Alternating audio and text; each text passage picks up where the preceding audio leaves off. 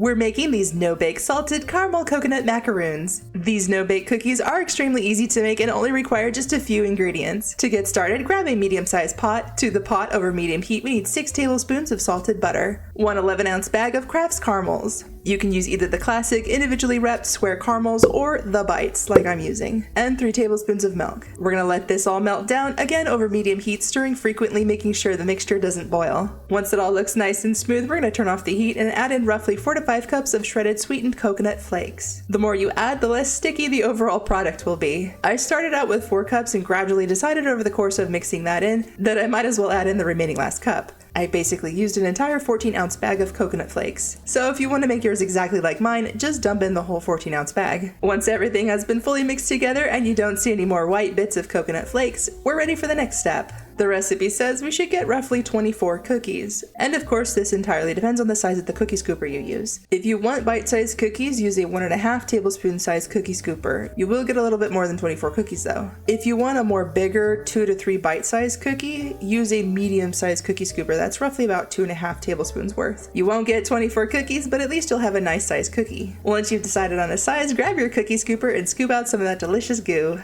Everything in the pot should still be fairly warm, so be careful not to burn yourself. You can wait a moment if the mixture is too hot to handle, just don't wait too long, we don't want that mixture to set. To a parchment lined baking sheet, we're going to deposit our ball of deliciousness just like so. As you'll notice, once you've placed your mixture, it's quite fluffy and a little bit loose. This is normal, however, we do want to tidy up the cookie. Simply press any loose bits just like this and sort of help mold it into that more rounder shape. Definitely don't pick up the mixture and roll it into a ball. That will be too much for the mixture and you'll end up compacting it into a tight ball. And that's something we don't want. Once you've shaped all of your cookies, we're going to let them finish cooling completely before we move on to the next step. Okay, we're ready to move on to the next step. These are completely cool to the touch, and as you can see, they hold their shape, which means it's time for dipping. For the chocolate, you can use a variety of things. I'm going with this chocolate almond bark from Walmart because it's the most easily accessible melting candy anywhere in the States. But if you want to use a more delicious tasting melting candy, I highly recommend using Ghirardelli's melting candies. The recipe says you'll need about 4 ounces of chocolate. Yes, this is probably more than 4 ounces, but that's okay.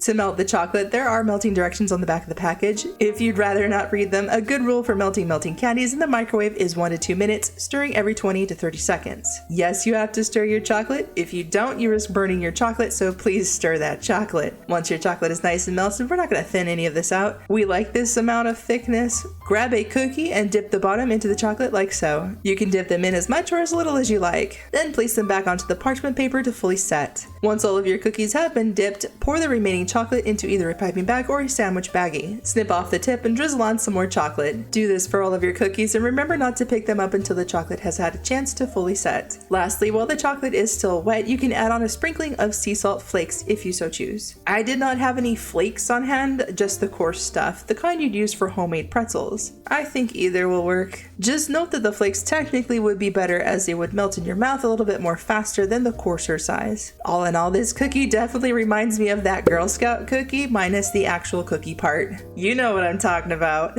So if you're a huge fan of that cookie, then you're going to want to try this recipe. Now, if you do want a copycat version of that Girl Scout cookie, I have made a video of that. I'll post it down below.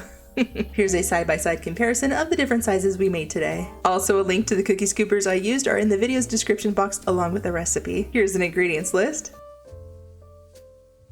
Thanks for watching, and if you haven't already, be sure to subscribe so you don't miss out, and I'll see you all in the next video.